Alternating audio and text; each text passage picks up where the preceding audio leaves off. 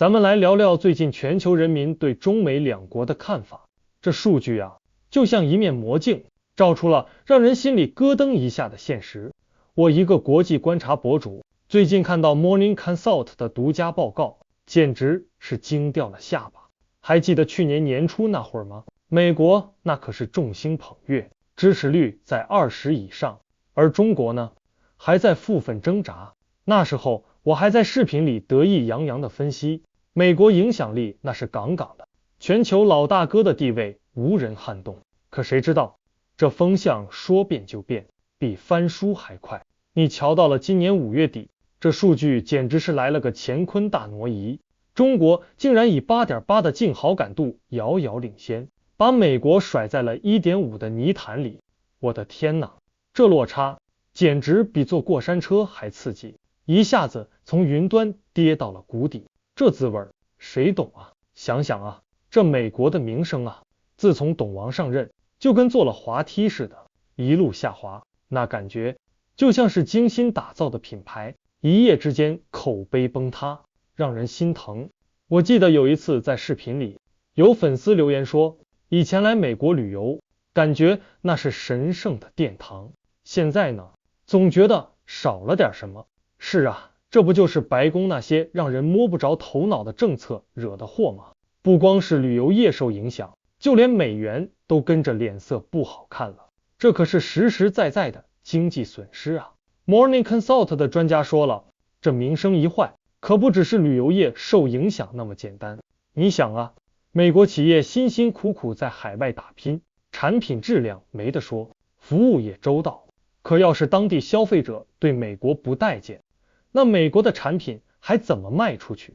这就像是给美国的海外业务釜底抽薪，断了财路啊。我甚至都能想象到，美国的品牌在海外就像是穿着华丽礼服却被冷落的舞者，空有一身本领却无人问津，那画面想想都觉得心酸。更别提那个共和党税改法案里藏着掖着的条款，还有那些被拒之门外的留学生，这些都像是一颗颗定时炸弹，随时可能引爆，给美国带来更大的损失。这不就是自己挖坑自己跳吗？以前全球的精英都挤破头想来美国留学，现在呢，这道门槛越设越高，搞得人家都去别的国家了，这简直是拒人才于千里之外啊！这就像是美国自己剪断了未来发展的输血管，把新鲜血液都堵在了门外，能不贫血吗？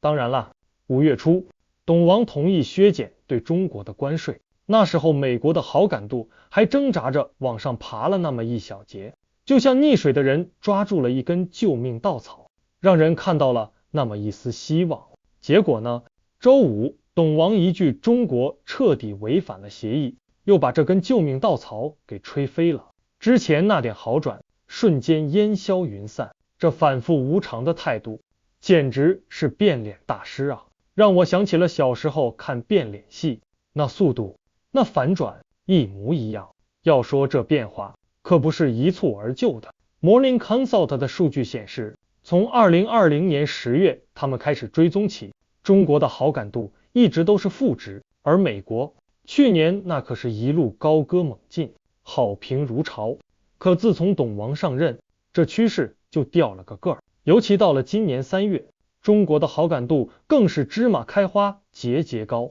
特别是董王解放日的关税公告一出，中国的声誉就像被注入了强心剂，蹭蹭的往上涨，这简直是神助攻啊！董王这波操作不是让美国伟大，反而是让中国更伟大了，真是送人头送到家了。报告里那句话说的特别扎心，解放日关税公告带来的声誉损害，现在已经尘埃落定。这话听着就像是判了死刑，宣判了美国在国际形象上的败局，